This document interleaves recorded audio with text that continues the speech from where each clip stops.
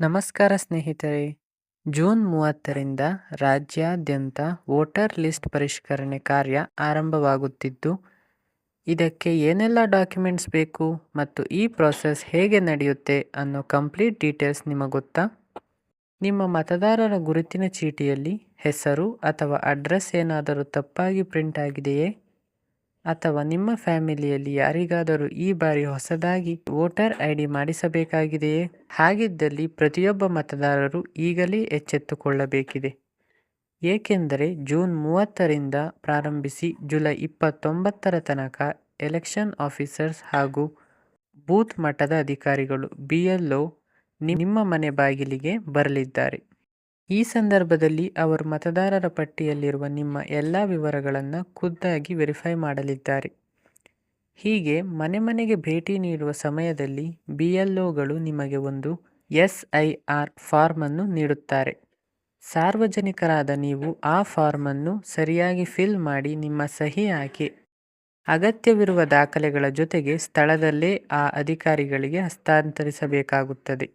ಹಾಗಾದರೆ ಈ SIR ಪ್ರಕ್ರಿಯೆಗೆ ನಾವು ಯಾವೆಲ್ಲ ಪ್ರೂಫ್ಗಳನ್ನು ಕೊಡಬೇಕು ಅಂದರೆ, ನಿಮ್ಮ ಕುಟುಂಬದ ಸದಸ್ಯರ ಗುರುತಿನ ಚೀಟಿ, ವೋಟರ್ ID, ಆಧಾರ್ ಕಾರ್ಡ್, ವಾಸಸ್ಥಳ ದೃಢೀಕರಣ ದಾಖಲೆ ಹಾಗೂ ಪಾಸ್ಪೋರ್ಟ್ ಸೈಜ್ ಫೋಟೋವನ್ನು ನೀಡಬೇಕಾಗುತ್ತೆ.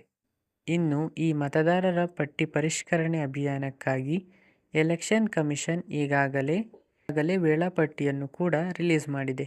ಇದರನ್ವಯ ಮುಂಬರುವ ಅಕ್ಟೋಬರ್ ತಿಂಗಳಿನಲ್ಲಿ ಫೈನಲ್ ವೋಟರ್ ಲಿಸ್ಟ್ ಪ್ರಕಟವಾಗಲಿದೆ. ಮೊದಲ ಹಂತವಾಗಿ ಜೂನ್ 30ರಿಂದ ಜುಲೈ 29ರ ಅವಧಿಯಲ್ಲಿ ಮನೆ ಮನೆಗೆ ಭೇಟಿ ಕೊಟ್ಟು ವೋಟರ್ಸ್ ಕಡೆಯಿಂದ ಇನ್ಫಾರ್ಮೇಷನ್ ಮತ್ತು ಡಾಕ್ಯುಮೆಂಟ್ಸ್ ಕಲೆಕ್ಟ್ ಮಾಡಲಾಗುತ್ತೆ. ಆಗಸ್ಟ್ 5ರಂದು ಕರಡು ಮತದಾರರ ಪಟ್ಟಿಯನ್ನು ಪಬ್ಲಿಷ್ ಮಾಡಲಾಗುವುದು. ಆಗಸ್ಟ್ 5ರಿಂದ ಸೆಪ್ಟೆಂಬರ್ 4ರವರೆಗೆ ಈ ಲಿಸ್ಟ್ ಬಗ್ಗೆ ಏನಾದರೂ ಆಕ್ಷೇಪಣೆಗಳು ಅಥವಾ ಸಲಹೆಗಳಿದ್ದರೆ ಸಲ್ಲಿಸಲು ಸಾರ್ವಜನಿಕರಿಗೆ ಅವಕಾಶ ಕಲ್ಪಿಸಲಾಗಿದೆ.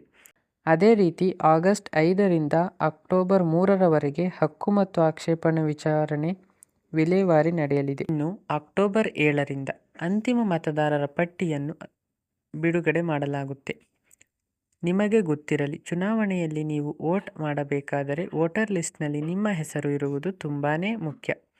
ಅದಕ್ಕಾಗಿಯೇ ನಿಮ್ಮ ಮನೆಗೆ ಬರುವ BLO ಅಧಿಕಾರಿಗಳಿಗೆ ಯಾವುದೇ ತಪ್ಪುಗಳಿಲ್ಲದೆ ಸರಿಯಾದ ಮಾಹಿತಿಯನ್ನು ನೀಡಿ ನಿಮ್ಮ ಮತದಾನದ ಹಕ್ಕನ್ನು ಸುರಕ್ಷಿತವಾಗಿಸಿಕೊಳ್ಳಿ.